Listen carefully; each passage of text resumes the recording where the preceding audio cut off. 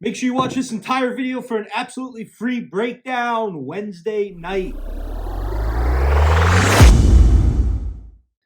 If you want to learn how to make money in college basketball, keep following. We had a college basketball winner for you yesterday, and a hockey winner with those Kings at -1.5. That's a nice way to win at hockey without having to lay juice.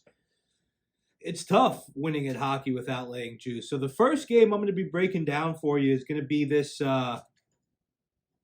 Duke versus Miami game. We're looking at a little ACC action here. You're talking about a Miami team that's been a little bit underwhelming, and Duke, obviously, who has been good. They're 20-5, so they're getting the job done. But let's see what they're going to do tonight. Get their stock up in the tournament. There's only a few weeks left before this tournament starts. Tournament Selection Sunday, I believe, is March 17th. Guys, when you bet on sports, I always say stay away from FanDuel and DraftKings. Roll with BetMGM. Roll with BetRivers. Roll with Caesars. Those are the top three. Bet365 is solid also. But everyone that's betting on FanDuel and DraftKings, those are the two worst sports books that you could be betting on. Stand by. Let's rock and roll. All right. So this Duke-Miami game, couple things about this game here. Duke is obviously the much better team. They're traveling to Miami. Duke is ranked 39th in offense, ranked 70th in defense. Miami's 79th in offense, 184th in defense. Duke's rolling right now. Duke's 5-1 in their last 6. They're 15-2 straight up in their last 17 games. They just beat FSU by almost 10. Miami lost to FSU by 10. If you look at all the similar matchups that these two teams have, Duke just dominates them. Miami's only trend that's showing anything for them is Duke's 1-5 against the spread in the last 6 against them. But Miami, besides that, they're 1-5 in their last 6. They're just not doing very well. They are solid at home, though, 16-4 in their last 20 at home. Duke is 11-3 in conference play. They got, obviously, Filipowski, best player on the team this season. We knew he was going to be. Jared McClain, very good for them. And Miami is just a problematic team right now. 15-11, 6-9 in conference play.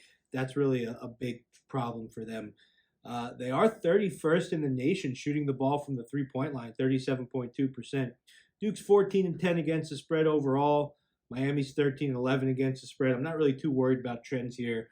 I'm looking at Duke just being at that time of year right now where they need to run it, and they have been, and I think they will continue to be.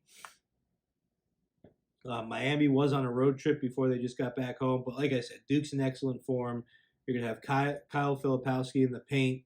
He's going to make the big difference tonight, and I think Duke easily covers this spread. Now, game number 2, we're going to be, like I said, we're going to be trying to split up hockey and basketball. And this is a game right here that a lot of people are excited about. These are two of the top teams in hockey right now, the Boston Bruins and the Edmonton Oilers, two very good teams. The Oilers went to the Western Finals last year. The Bruins obviously got beat out in their first round series against the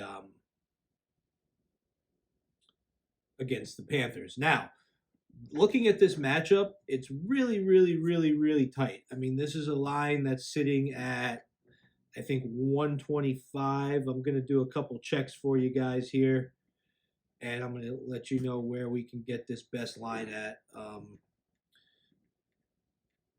Give me 1 second here. I want to make sure you guys obviously have the best line. So, couple things about this game here. The Oilers are home. That's an advantage right there for the Oilers. The Bruins are third in the East. They were first in the East, but they've lost 4 consecutive games, and the Panthers obviously have been on that run. David Pastrnak, obviously their best player. The Bruins are 4th in the league in goals allowed, 13th in the league in scoring, 3.3 scored per game, 2.64 allowed per game. There's the Oilers, on the other hand, they're 6th in the West, 33-18. They've won 7 of their last 10. They were on a crazy streak before that also. Connor McDavid, obviously one of the best players in hockey, having a solid season. They're putting up a lot of points. They're putting up 3.5 points a game, allowing 2.89 points per game. We got to remember the Oilers had a really bad start to the year. Otherwise, their record would be better and they would be higher in the rankings. But like I said, they did not have a good start to the year. Now, Bruins are 1-4 in their last 5, 2-7 straight up in their last 2-5 straight up in their last 7 against teams from the Pacific Division over there in the West.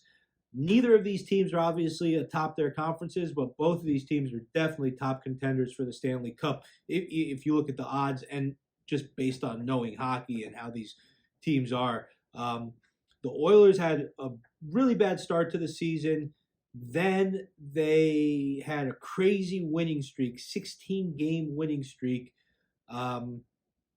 Boston, the Bruins, like I said, they're going through a tough time right now. They're a little vulnerable.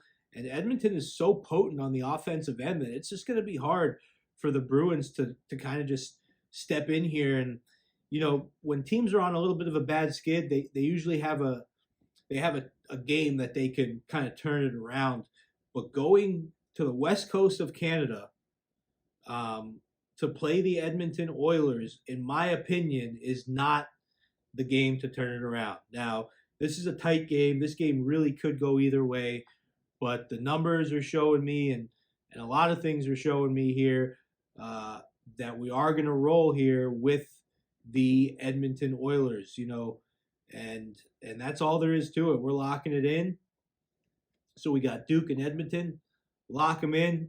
That's it for the day. I love you guys. Thanks for coming, checking us out. Remember, if you like these videos here on YouTube and you want to sign up for a trial, there is a link down below in the description for you to sign up.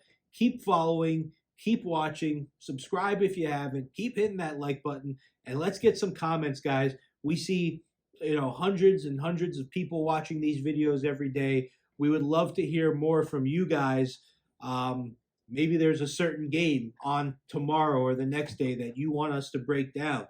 So give us some requests.